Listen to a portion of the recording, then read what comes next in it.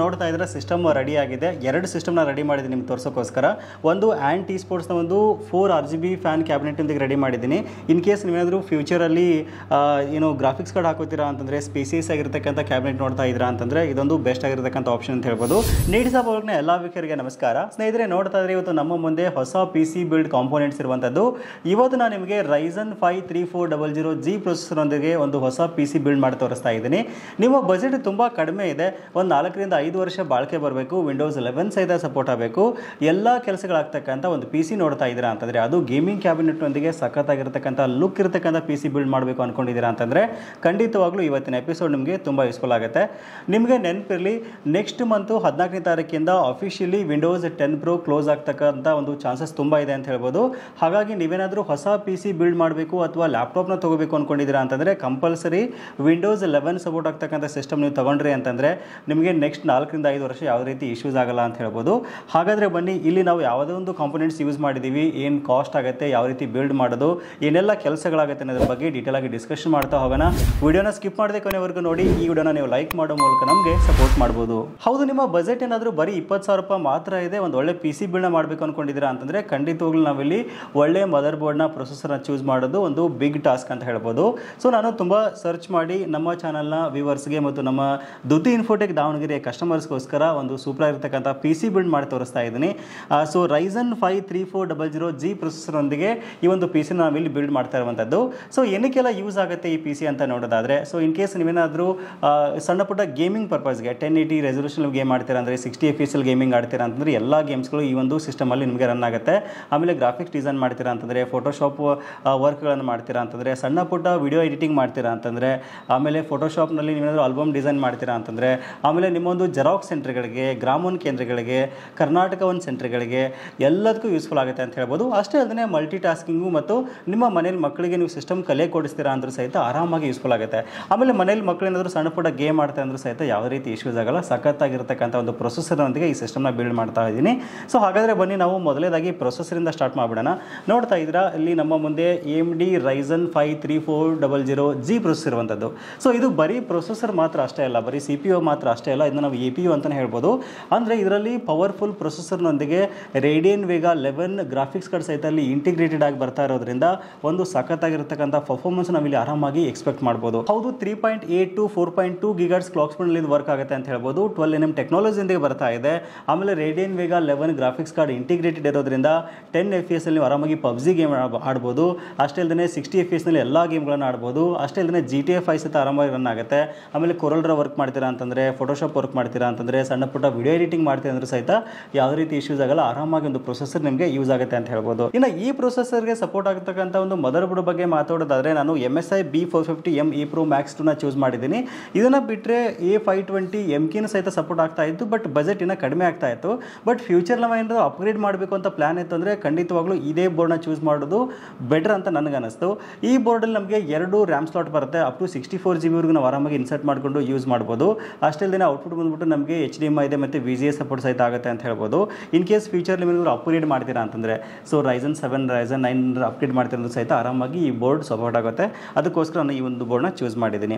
ಇನ್ನು ನೆಕ್ಸ್ಟು ಒಂದು SSD ಬಗ್ಗೆ ಮಾತಾಡೋದಾದರೆ 256 GB ನೆಟ್ಆಕ್ನವರು ಒಂದು NVMe SSDನ ಯೂಸ್ ಮಾಡಿದ್ದೀನಿ. ಸೊ ಇನ್ ಕೇಸ್ ನಿಮ್ಮ ಬಜೆಟ್ ಏನಾದರೂ ಜಾಸ್ತಿ ಇತ್ತು, ಇನ್ನೊಂದು 2-3 ಸಾವಿರ ರೂಪಾಯಿ ಅಂದರೆ ನೀವು 512ವರೆಗೂ ಸಹಿತ ಆರಾಮಾಗಿ ಹೋಗ್ಬೋದು. ಬಜೆಟ್ನ ರೆಡ್ಯೂಸ್ ಮಾಡೋಕ್ಕೋಸ್ಕರ 256 ಮಾತ್ರ ನಾನು NVMeನ ಯೂಸ್ ಮಾಡಿದ್ದೀನಿ.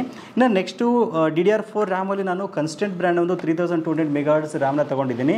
ಸೊ ಮಾರ್ಕೆಟ್ನಲ್ಲಿ ಇದೊಂದು ಅತಿ ಕಡಿಮೆ ಬೆಲೆಗೆ ಬೆಸ್ಟ್ ಪರ್ಫಾರ್ಮೆನ್ಸ್ ಇರತಕ್ಕಂಥ ರ್ಯಾಮ್ ಆಗಿರೋದು ನಾನು ಇದನ್ನ ಚೂಸ್ ಮಾಡಿರುವಂಥದ್ದು. ಇದನ್ನು ಬಿಟ್ಟರೆ ನಿಮ್ಮ ಬಜೆಟ್ ಏನಾದರೂ ಇನ್ನೂ ಒಂದು 1000-2000 ಜಾಸ್ತಿ ಇತ್ತು ಅಂದರೆ ಬೇರೆ ಬೇರೆ ಬ್ರ್ಯಾಂಡ್ಗಳಲ್ಲಿ ಸಹಿತ ಚೂಸ್ ಮಾಡ್ಕೋಬೋದು. But 3200 MHz more than better ಅಂತ ನನಗನ್ನಿಸ್ತು. ಸೊ ಹಾಗಾಗಿ ನಾನು ಇದನ್ನ ಚೂಸ್ ಮಾಡಿದ್ದೀನಿ. ಇದು ಸಹಿತ ವಾರಂಟಿಯೊಂದಿಗೆ ಬರ್ತಾ ಇರೋದ್ರಿಂದ ಒಂದು ಬೆಟರ್ ಆಗಿರ್ತಕ್ಕಂಥ ಆಪ್ಷನ್ ಅಂತಲೇ ಹೇಳ್ಬೋದು. ಇನ್ನು ಮೇನ್ ಆಗಿ ನಾನು ಕ್ಯಾಬಿನೆಟ್ ಬಗ್ಗೆ ನಿಮಗೆ ಎಕ್ಸ್ಪ್ಲೇನ್ ಮಾಡಲೇಬೇಕು. ನೋಡ್ತಾ ಇದ್ರೆ ಒಂದು ಸಖತ್ತಾಗಿರ್ತಕ್ಕಂಥ ಒಂದು ಆ್ಯಂಟಿ ಸ್ಪೋರ್ಟ್ಸ್ನಲ್ಲಿ ಕ್ಯಾಬಿನೆಟ್ನ ತೊಗೊಂಡಿದ್ದೀನಿ. ಟೋಟಲ್ ಆಗಿ ನಮಗೆ 4 ಫ್ಯಾನ್ನೊಂದಿಗೆ ಒಂದು ಕ್ಯಾಬಿನೆಟ್ ಬರ್ತಾ ಇದೆ. ಇನ್ ಕೇಸ್ ಫ್ಯೂಚರಲ್ಲಿ ನೀವೇನಾದರೂ ಗ್ರಾಫಿಕ್ಸ್ ಕಾರ್ಡ್ ಡೆಡಿಕೇಟೆಡ್ ಆಗಿ ಹಾಕ್ತಿರಂದ್ರೆ ಸಹಿತ ಇದು ಆರಾಮಾಗಿ ಈ ಒಂದು ಕ್ಯಾಬಿನೆಟ್ನಲ್ಲಿ ಸೂಟ್ ಆಗುತ್ತೆ ಅಂತ ಹೇಳ್ಬೋದು. ತುಂಬ ಸ್ಪೇಸಿಯಸ್ ಆಗಿದೆ. ಆಮೇಲೆ ತುಂಬ ಒಂದು ಏರ್ ಫ್ಲೋ ತುಂಬ ಚೆನ್ನಾಗಿ ಬರುತ್ತೆ. 4 ಫ್ಯಾನ್ RGB ಬರೋದ್ರಿಂದ ನಿಮಗೆ ಸಖತ್ತಾಗಿರ್ತಕ್ಕಂಥ ಲುಕ್ನ ಇದು ಕೊಡುತ್ತೆ ಅಂತ ಹೇಳ್ಬೋದು. ಅದಕ್ಕೋಸ್ಕರ ಇದನ್ನ ತೊಗೊಂಡಿದ್ದೀನಿ. ಸೊ ಇದರ ಒಂದು ಬಿಲ್ಡ್ ಕ್ವಾಲಿಟಿ ಆಮೇಲೆ ಒಂದು ಲುಕ್ ಡಿಸೈನ್ ಆಸಮ್ ಆಗಿದೆ ಅಂತ ಹೇಳ್ಬೋದು. ಇನ್ನು ಪವರ್ ಸಪ್ಲೈ ಬಗ್ಗೆ ಹೇಳೋದಾದರೆ ಆ್ಯಂಟಿ ವ್ಯಾಲ್ಯೂ ಇಕೋ 500 ಪವರ್ ಸಪ್ಲೈ ನಾವಿಲ್ಲಿ ಯೂಸ್ ಮಾಡ್ತಾ ಇರುವಂಥದ್ದು. ಇನ್ ಕೇಸ್ ನೀವೇನಾದರೂ ಫ್ಯೂಚರಲ್ಲಿ ಗ್ರಾಫಿಕ್ಸ್ ಗ್ರಾಫಿಕ್ಸ್ ಕಾರ್ಡ್ ಇನ್ಸರ್ಟ್ ಮಾಡ್ತೀರಾ ಅಂತಂದರೆ ನೀವು ಅಪ್ಗ್ರೇಡ್ ಮಾಡ್ಕೊಳ್ಬೇಕಾಗತ್ತೆ. ಅಲ್ಲಿವರೆಗೂ ಆರಾಮಾಗಿ ಈ ಒಂದು ಆ್ಯಂಟಿಕೋ 500 ಮೋರ್ ದೆನ್ ಎನಫ್ ಅಂತ ಹೇಳ್ಬೋದು.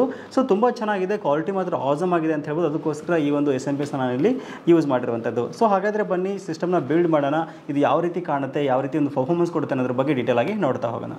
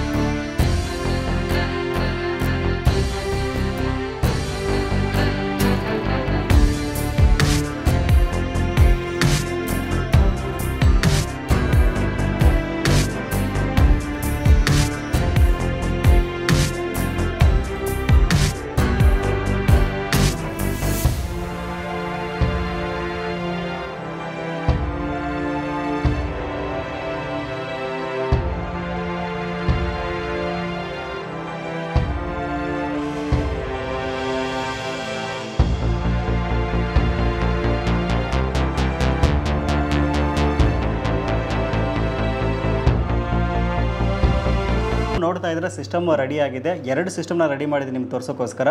ಒಂದು ಆ್ಯಂಡ್ ಟಿ ಸ್ಪೋರ್ಟ್ಸ್ನ ಒಂದು 4 RGB ಫ್ಯಾನ್ ಕ್ಯಾಬಿನೆಟ್ ಇಂದಿಗೆ ರೆಡಿ ಮಾಡಿದ್ದೀನಿ. ಇನ್ ಕೇಸ್ ನೀವೇನಾದರೂ ಫ್ಯೂಚರಲ್ಲಿ ಏನು ಗ್ರಾಫಿಕ್ಸ್ ಕಾರ್ಡ್ ಹಾಕೋತೀರಾ ಅಂತಂದರೆ ಸ್ಪೇಸಿಯಸ್ ಆಗಿರ್ತಕ್ಕಂಥ ಕ್ಯಾಬಿನೆಟ್ ನೋಡ್ತಾ ಇದ್ದೀರಾ ಅಂತಂದರೆ ಇದೊಂದು ಬೆಸ್ಟ್ ಆಗಿರ್ತಕ್ಕಂಥ ಆಪ್ಷನ್ ಅಂತ ಹೇಳ್ಬೋದು.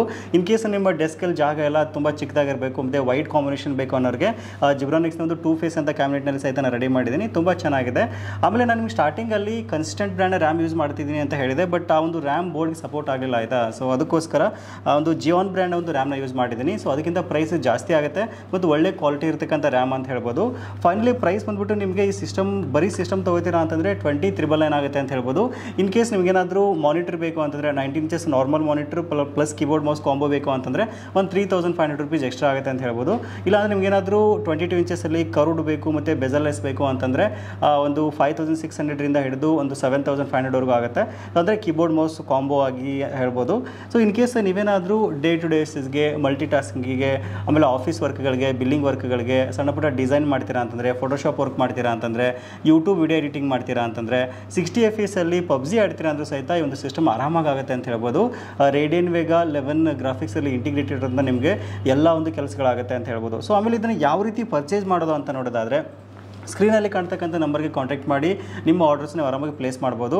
ಇಲ್ಲ ನಮ್ಮ ವೆಬ್ಸೈಟ್ ಇದೆ mypcmaker.com ಅಂತ, ಅಲ್ಲೂ ಸಹಿತ ನೀವು ಆರಾಮಾಗಿ ಪರ್ಚೇಸ್ ಮಾಡ್ಬೋದು. ಸೊ ಅಲ್ಲಿ ನೀವು ಪರ್ಚೇಸ್ ಮಾಡೋದ್ರಿಂದ ನಿಮಗೆ ಮಲ್ಟಿಪಲ್ ಪೇಮೆಂಟ್ ಆಪ್ಷನ್ ಅವೈಲೇಬಲ್ ಇದೆ. EMI ಇದೆ ಮತ್ತು ಕ್ರೆಡಿಟ್ ಕಾರ್ಡ್ ಆಪ್ಷನ್ ಇರೋದ್ರಿಂದ ಅಲ್ಲಿ ಒಂದು ಬೆಸ್ಟ್ ಆಗಿರ್ತಕ್ಕಂಥ ಅಡ್ವಾಂಟೇಜ್ ಅಂತ ಹೇಳ್ಬೋದು. ಬಟ್ ಅಲ್ಲಿ ನಿಮಗೆ 500 ರೂಪೀಸ್ ಪ್ರೈಸ್ ಜಾಸ್ತಿ ಇರುತ್ತೆ, ಏನಕ್ಕೆಂದರೆ ಗೇಟ್ವೇ ಚಾರ್ಜಸ್ ಮತ್ತು ಕ್ರೆಡಿಟ್ ಕಾರ್ಡ್ ಚಾರ್ಜಸ್ ಇರುತ್ತೆ, ಅದಕ್ಕೋಸ್ಕರ. ಆಮೇಲೆ ನೀವು ನೇರವಾಗಿ ನಮ್ಮ ಆಫೀಸ್ಗೆ ಬಂದು ವಿಸಿಟ್ ಮಾಡಿ ಟಚ್ ಆ್ಯಂಡ್ ಫೀಲ್ ಮಾಡಿ ನೋಡಿಕೊಂಡು ಆರಾಮಾಗಿ ಸಿಸ್ಟಮ್ನ ಬಿಲ್ಡ್ ಮಾಡಿಸ್ಕೊಂಡು ಸಹಿತ ಹೋಗ್ಬೋದು. ನೇರವಾದ ಅಡ್ರೆಸ್ ನಿಮಗೆ ವಿಡಿಯೋದ ಡಿಸ್ಕ್ರಿಪ್ಷನ್ ಸಿಗುತ್ತೆ, ಗೂಗಲ್ ಮ್ಯಾಪ್ ಲೊಕೇಶನ್ ಲಿಂಕ್ ಸಹಿತ ಅಲ್ಲಿ ಕೊಟ್ಟಿರ್ತೀನಿ, ಆರಾಮಾಗಿ ವಿಸಿಟ್ ಮಾಡಿ ಸಹಿತ ತೊಗೊಂಡು ಹೋಗ್ಬೋದು. ಸೊ ನಿಮ್ಮ ಫ್ರೆಂಡ್ಸು ಫ್ಯಾಮಿಲಿ ಮೆಂಬರ್ಸು ಅಥವಾ ಅಕ್ಕಪಕ್ಕದ ಮನೆಯವರು ಯಾರಾದರೂ ಈ ಬರೋ ದೀಪಾವಳಿ ಹಬ್ಬಕ್ಕೆ ಒಂದು ಒಳ್ಳೆ PC ಬಿಲ್ಡ್ ಮಾಡಿಸ್ಬೇಕು ಅಂದ್ಕೊಂಡಿದ್ದಾರೆ ಅಂತಂದರೆ ಅವ್ರಿಗೂ ಸಹಿತ ವಿಡಿಯೋನ ಶೇರ್ ಮಾಡಿ. ಕೇವಲ ಇದೊಂದಷ್ಟೇ ಅಲ್ಲ, ನಿಮ್ಮ ಒಂದು ಕಸ್ಟಮ್ PCಗಳನ್ನು ಸಹಿತ ದುತಿ ಇನ್ಫೋಟೆಕಲ್ಲಿ ಅಫೋರ್ಡೆಬಲ್ ಪ್ರೈಸ್ಗೆ ತುಂಬ ನೀಟಾಗಿ ನಿಮ್ಮ ಮುಂದೆ ಬಿಲ್ಡ್ ಮಾಡಿಕೊಡ್ತಕ್ಕಂಥ ಒಂದು ವ್ಯವಸ್ಥೆ ಸಹಿತ ಇರುವಂಥದ್ದು. ಸೊ ಸ್ಕ್ರೀನಲ್ಲಿ ಕಾಣ್ತಕ್ಕಂಥ ನಂಬರ್ಗೆ ಕಾಂಟ್ಯಾಕ್ಟ್ ಮಾಡಿ ಹೆಚ್ಚಿನ ಮಾಹಿತಿನ ಪಡ್ಕೊಳ್ಬೋದು. ಸೊ ಇದಿಷ್ಟು ಇವತ್ತಿನ ಮಾಹಿತಿ. ಸಿಗೋಣ ಮತ್ತೆ ಮುಂದಿನ ಇಂಟ್ರೆಸ್ಟಿಂಗ್ ವಿಡಿಯೋದೊಂದಿಗೆ. Thank you for watching. Take care.